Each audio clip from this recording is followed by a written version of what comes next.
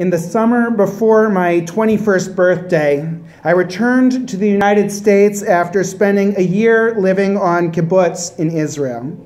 I had 2 years of college under my belt and 2 more to go.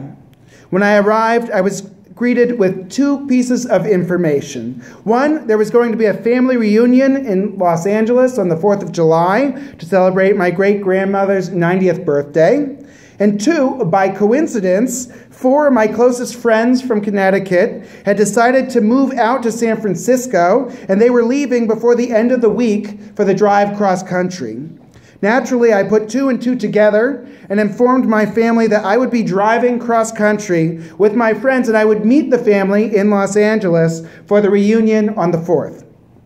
Unfortunately, my friends and I had not thought this one through, and there were a couple of glitches in the plan.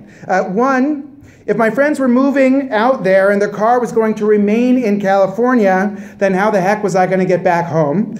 And that problem was easily resolved. In those days, there was an Israeli airline called Tower Airlines, and although they flew primarily from the United States back and forth to Israel, you can get a ticket from Los Angeles to New York or vice versa for $250, and you can buy the ticket that day. So that problem was solved. I would drive out with my friends and I would fly back home. The second wrench in the works was a little more difficult to contend with. How were 5 people going to squeeze into a Honda Civic with all of their most valuable possessions? We were still working out those details when I saw an advertisement for a used Chevrolet Chevette available for the fine price of $100. Yes, it was as old as I was. No, it did not have air conditioning. Yes, it was standard transmission. No, I did not know how to drive a stick shift. Yes, we were scheduled to depart in 2 days. So my father kindly offered to pick up the car with me and drive me to the high school, where he proceeded to give me a hasty lesson on how to drive my new car. That night, I waited until midnight when I was pretty sure the streets in my small town would be empty, and I drove that car all night long until I felt confident that I could drive it cross-country. The way I saw it, if the car made it to the Mississippi, it would be worth every penny of the $100 I paid for it. And in any event, I could always get a ticket from Tower Airlines for the trip home. I'm proud to tell you that little Chevette made it the whole way out to California. Of course, the starter gave out on the second day, and so I had to spend the entire trip parking on hills so I could pop the clutch to get it running in the morning. And I had to spray the clutch with WD-40 every morning, otherwise it would stick in the same position all day long. But we made it. On the last leg of the trip, we drove the whole way from the Grand Canyon to San Francisco, a distance of about 800 miles.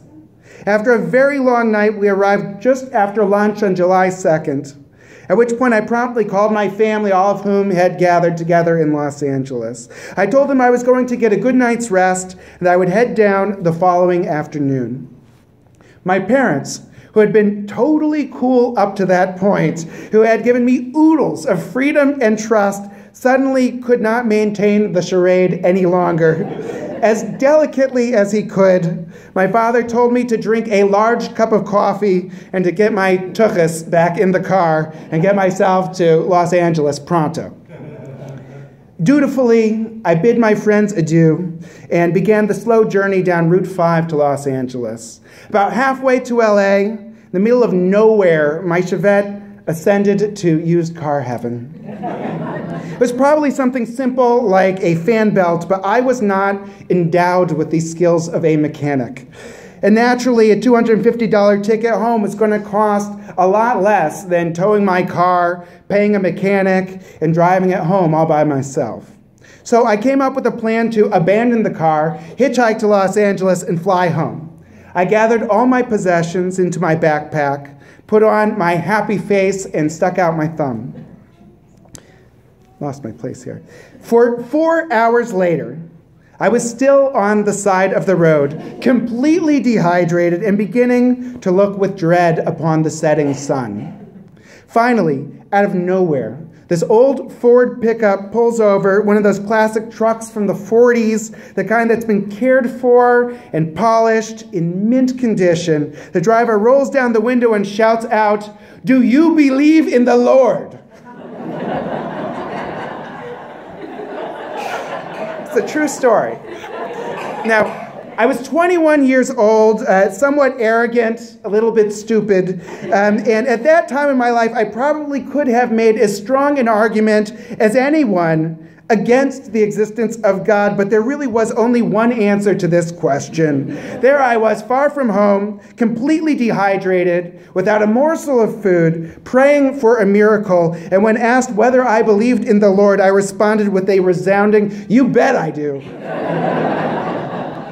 At which point I was greeted with a warm smile, a hearty handshake, and a "Come on in, the name's Chico. I'm a garlic farmer. Where you headed?" Chico kindly took me all the way to my family.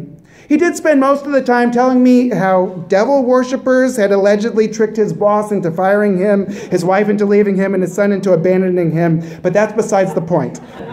The point is this: there comes a time in a person's life when we have to face the age-old questions about the meaning of life.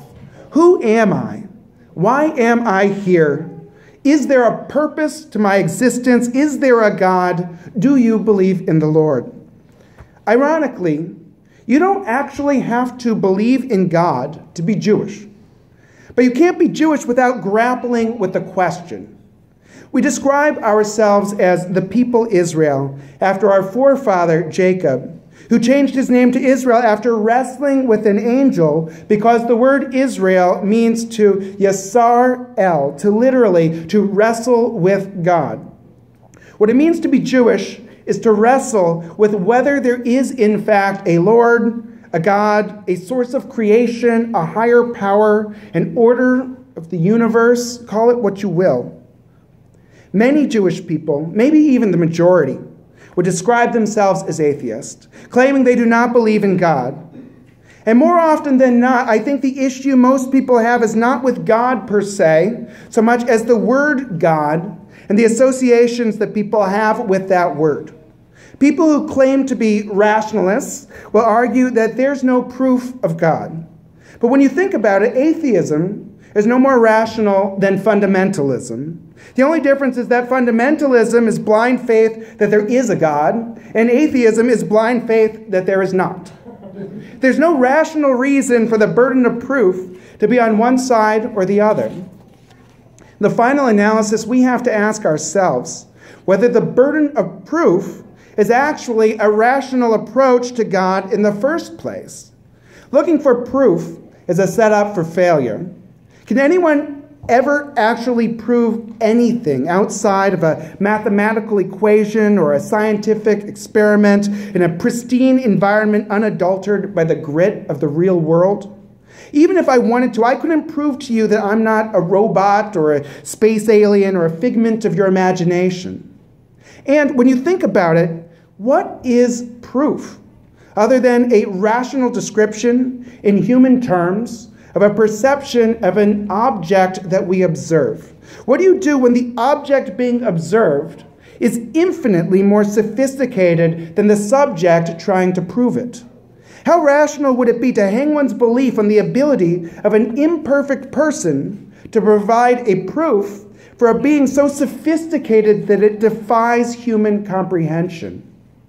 Rationally speaking, it is far less logical to put so much blind faith in feeble-minded human beings like ourselves than it does to believe that perhaps there is a source of creation. The fact of the matter is that most people who claim not to believe in God actually do have some sort of a belief in some sort of a higher power. Some of us are more comfortable speaking in terms of spirituality. Others describe an order to the universe. There isn't a person in the whole history of the Jewish people, from Abraham to the present, who hasn't had moments of agnosticism. For most of us, our belief will ebb and flow, and it will even evolve over time as our experience teaches us about life itself. Now, when I was confronted by my friend Chico, I had a lot of growing up to do. And believe you me, my thoughts on God were not very developed or even coherent before that moment. But when pressed to answer the question, do you believe in the Lord? For me, that began a process that led me to study Jewish theology, to consider my own concepts of God, and what my relationship and responsibilities might be to the source of creation. I'm not a fundamentalist. I don't take every word of the Torah literally, but I do take every word seriously. I do believe the Torah is meant to convey truths about our purpose in this world. And I do believe those truths were divinely inspired. Allowing these thoughts to develop in all their complexity played no small part in my later decision to become a rabbi. If it wasn't for Chico the garlic farmer, I might not be who I am today. Even as a rabbi, I could never prove to you the existence of God. The best I could offer is an explanation of why I believe in God. The first reason I believe in God is what I call the historical approach. Some people look back at Jewish history with a victim mentality. They describe our existence in this world in terms of the pain and the suffering that we've endured under the Egyptians, the Babylonians, the Romans, the Inquisitors, the Crusaders, the Cossacks, the Nazis. But does it really make any sense to define ourselves by our abusers? And how can we not talk about this history without acknowledging the fact that all the peoples who tried to destroy the Jewish people, not one of them exists to this day? It is not only a miracle that the Jewish people survived, it is also a miracle that all of our tormentors failed to survive. Our Torah speaks of a covenant in which the Jewish people commit to keeping the Jewish values and traditions alive in our own way in every generation. And God commits to preserving a remnant of the Jewish people, no matter how stacked the odds are against us. And the very fact that we're here today, worshiping on Rosh HaShanah together, is miracle enough for me to appreciate the hand of God and the blessing that it is to be alive. The second reason that I believe in God is what I call my order-chaos theory.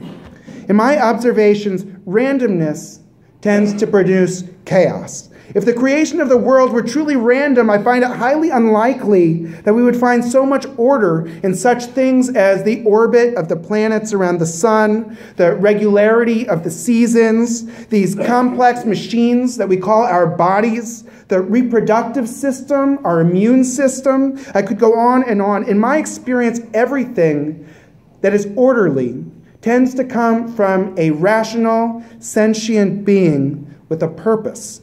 Something like this finely tuned watch that I wear on my wrist does not grow on trees.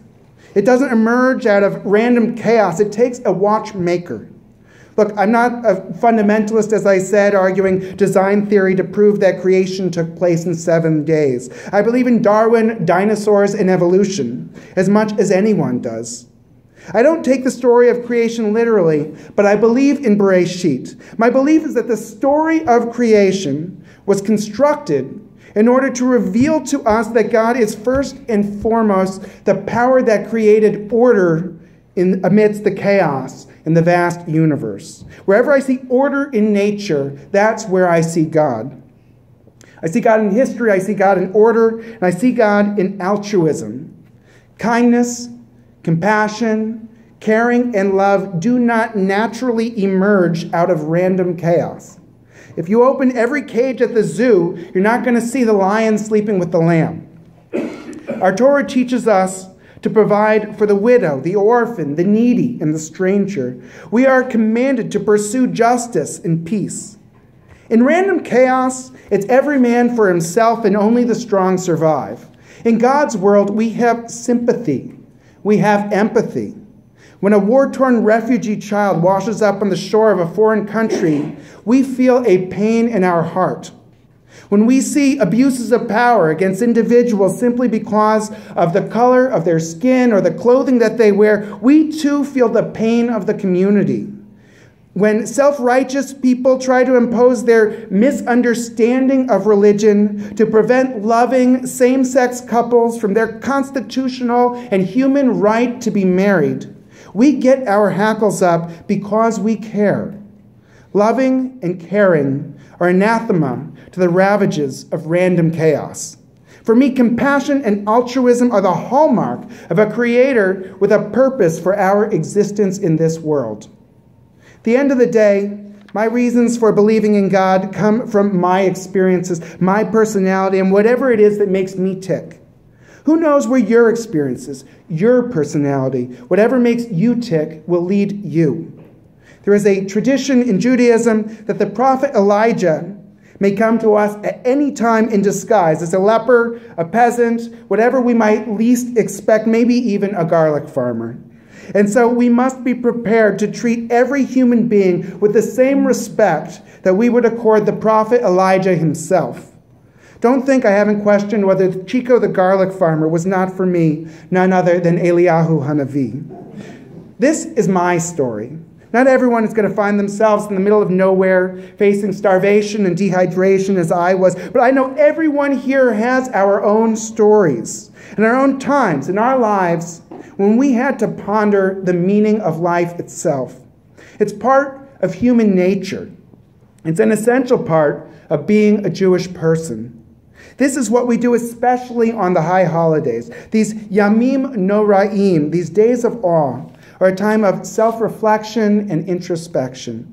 If you find yourself drifting off from the service and thinking about your life, that's all right. The whole purpose of the high holiday liturgy is to put us in the frame of mind where we allow ourselves to ponder these very questions. This is what drives us to evaluate the choices that we've made and prepare to improve our strategy for the year to come. This is how we grow up and become more emotionally mature and commit ourselves to striving to become better people.